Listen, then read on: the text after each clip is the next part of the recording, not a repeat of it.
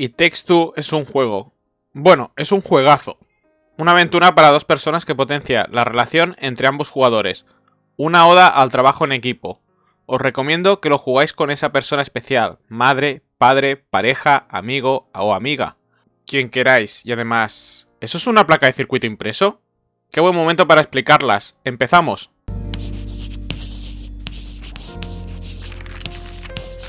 Estudia Games. Lo que aparecía en It Takes Two es una placa de circuito impreso, igual que la que tenemos en la imagen. También se llaman PCBs. Son diferentes capas conductoras aisladas que se realizan las conexiones entre componentes eliminando ese aislante. De esa manera tenemos lo que se llama una vía, que es una conexión entre un componente y otro, como si fuera un cable. Se ataca con productos químicos, se perfora, se montan los componentes y se sueldan. De esta manera tenemos los componentes electrónicos conectados entre ellos de una manera muy cercana y ocupando poco espacio. No entraremos en el campo de los componentes porque es un campo muy amplio, pero sí deciros que es la base de la electrónica y se encuentra en cualquier aparato electrónico.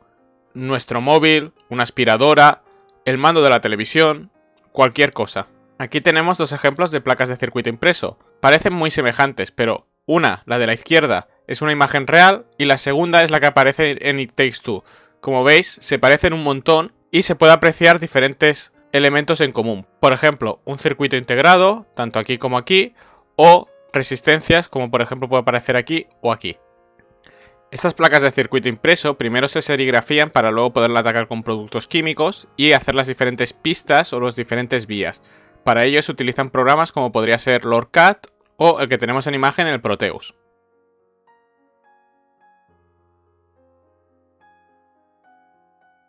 Como hemos visto, las dos imágenes tienen un circuito integrado, también llamado microchip, y vamos a ver qué es este elemento en particular, ya que es la base de toda placa. Ya hemos visto el funcionamiento de las placas de circuito impreso, y la parte más importante de esas placas de circuito impreso son sus componentes, y el componente más importante es el circuito integrado. El circuito integrado básicamente es un encapsulado donde se encuentran diferentes transistores, muchas veces entre 10 y más de 1 millón de transistores, que básicamente son pequeños interruptores que se abren o se cierran dependiendo de lo que deseamos.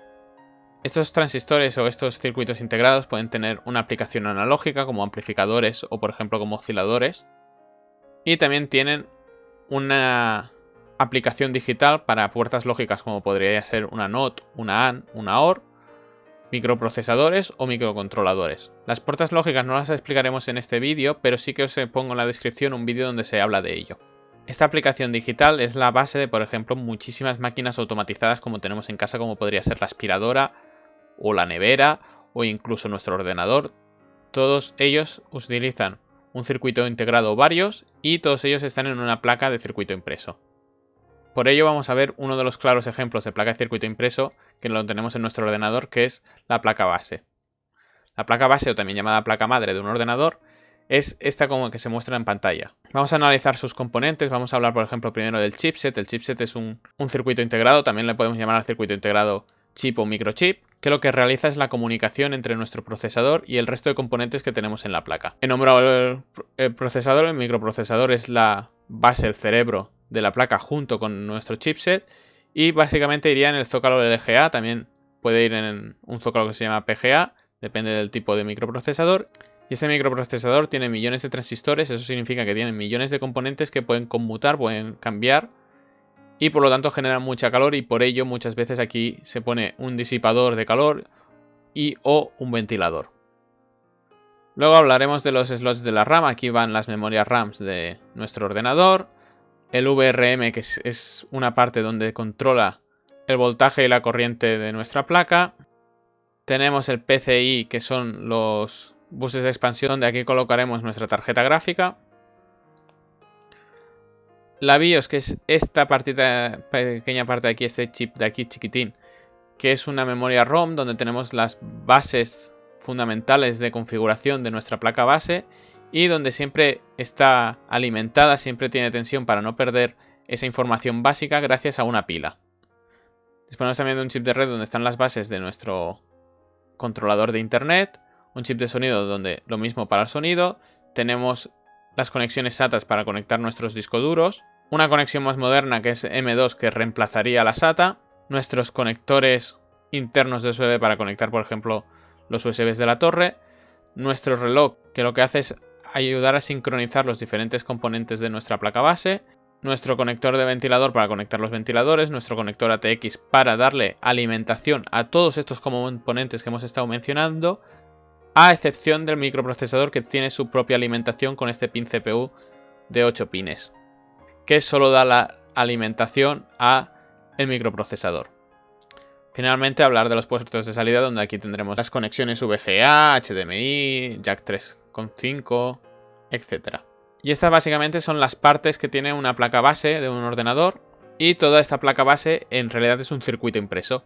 Otro ejemplo de circuito impreso también muy utilizado es el Arduino. Aquí tenemos un ejemplo de Arduino Uno, tenemos un montón de conexiones, vamos a hablar de ellas, también de sus componentes y del microcontrolador que sería este de aquí.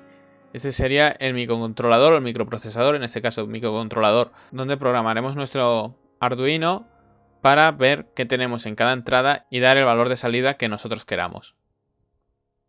Por lo tanto tenemos aquí el microcontrolador, que sería el cerebro, donde está la programación, y hay otro pequeño microcontrolador chiquitín, que es este de aquí, es un circuito integrado también, que lo que hace es gestionar el USB que tenemos aquí. Este USB servirá para conectar nuestro portátil, y lo que hará es, nos permite programar el microcontrolador principal y también alimentar la placa.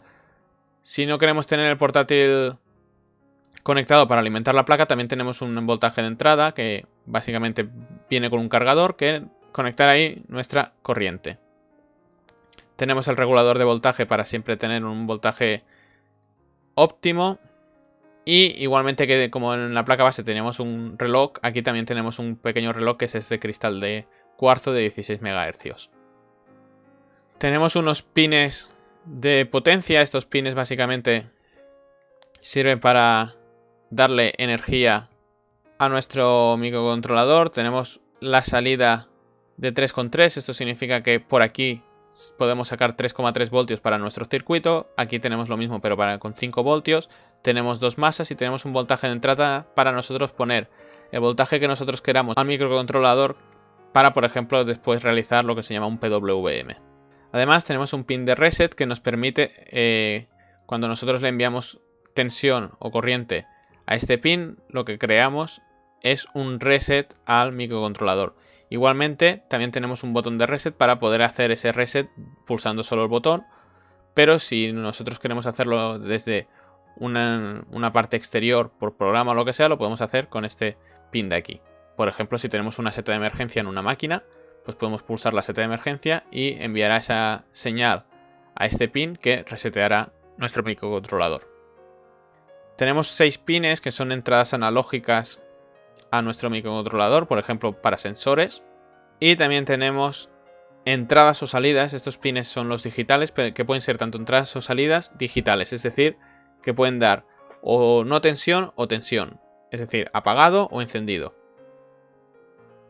De esta manera, por ejemplo, podemos encender LEDs, podemos poner un zumbador para escuchar tonos, etc. Hay algunos de estos pines que tienen este símbolo, que esto significa que soportan PWM. Decir también que estos pines hay uno que es un caso particular, que es el 13, que le acompaña un LED. Este LED se ilumina cuando en el 13 recibe o está enviando señal.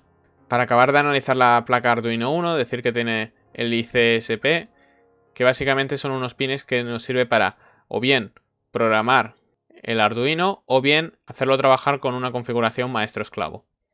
Y las placas de circuito impreso las podemos encontrar en numerosos objetos. Por ejemplo, aquí tenemos otros ejemplos como por ejemplo la Raspberry Pi o la M-Core del RobotMBot o por ejemplo una placa de una lavadora Electrolux. Las placas de circuito impreso están en todos lados. Y analizar cada placa no es tarea fácil. Sobre todo hay que dominar los componentes y qué se pretende hacer. Y este vídeo lo vamos a finalizar aquí. Si queréis más información sobre placas, sobre componentes, os dejo en la descripción diferentes enlaces. Y nada, hasta aquí el vídeo de hoy. Espero que os haya gustado y nos vemos en el siguiente vídeo. Recordad que podéis encontrar la bibliografía de este vídeo, los recursos utilizados y más ejercicios en la descripción del vídeo.